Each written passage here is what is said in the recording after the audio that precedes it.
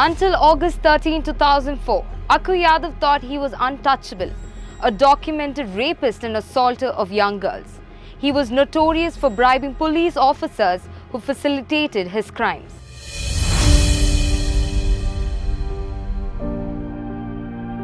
Hello dear viewers, I am Michelle Joshi and today at One Voice, we bring to you one of India's most brazen crimes, hard to believe to have happened in these times, one that jars the human conscience even today.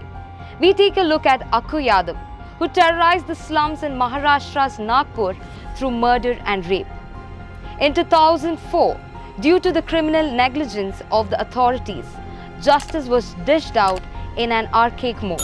He was lynched by his victims in court. In the realm of India's criminal history, certain names become synonyms with fear, brutality and lawlessness. One such name is Akku Yadav, a notorious criminal who operated in the slums of Nagpur, Maharashtra. Yadav's reign of terror left a lasting impact on the collective memory of the region, culminating in a shocking incident that marked the end of his criminal career. Akku Yadav, born Bharat Kalicharan Yadav in 1970s in a small town named Kasturba Nagar in Nagpur, grew up in abject poverty. Like most, Yadav was no stranger to the harsh realities of life. His response to these realities, though unlike most, was for the worse.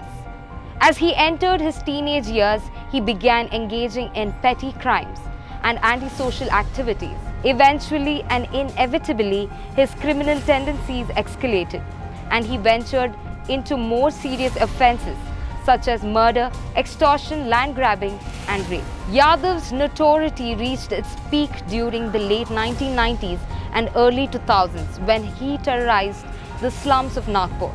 It was his involvement in sexual assaults that earned Yadav the most infamy. Numerous women from the slums fell victim to his predatory actions, with many living in constant fear of him and his gang.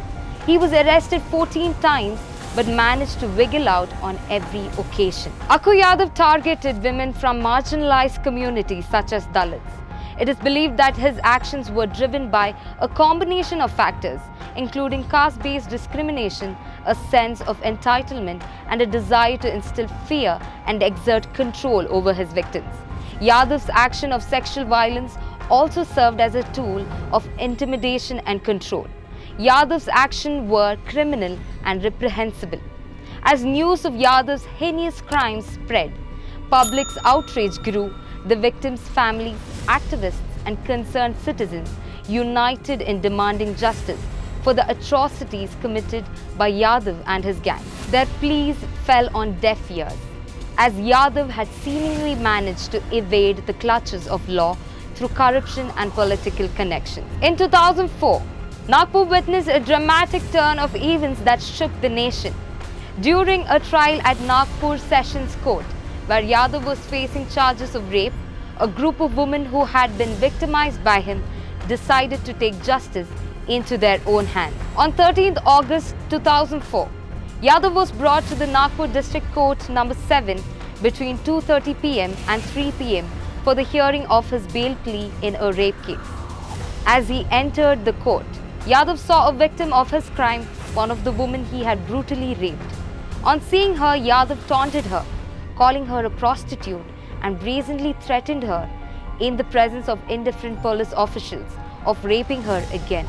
According to the witnesses there, the police constable even smirked at Yadav's comment. This brazen verbal assault was the last straw. A woman standing close to Yadav clobbered him on the head with her slippers. She shouted at Yadav saying that either she would kill him or die trying. That retort was catalytic. The pent-up collective wrath of abused, ignored and sidelined humanity burst out. The women launched a collective attack on Yadav.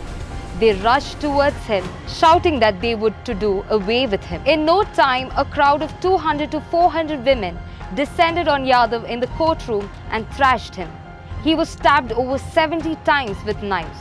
The women even smeared his face with chili powder and hit him with stones. The women also threw chili powder on the faces of the policemen who tried to shield Akku Yadav. According to the media reports, one of the victims cut off Yadav's genitals, This scared the policemen beyond their wits and they fled the spot in fear. Yadav was then 32 years old and had been committing crimes for more than a decade. Yadav's spree of crime and his very life itself was brought to an abrupt end in 15 minutes that day. In the post-mortem report, it was found that Yadav's body was attacked with knives 74 times. The women later claimed that it was their act of self-defense. Although this seems like justice was served eventually and all victims were vindicated, we need to ask ourselves, is it okay to laud such mob justice or take lessons from it? Does any degree of crime committed by a person warrant public lynching? Is it okay for our society to take justice into its own hands, or should we trust the system to meet our justice by the framework of the law of the land? On the other hand, aren't the law officials who facilitated the crimes equally culpable and deserving of appropriate legal action? These events also raise other questions about the justice system, the process, the time taken, and eventually its actual and credible effectiveness to protect the human society from such barbaric criminals. Because justice delayed is justice denied. Once again, this is Michelle Joshi for One Voice.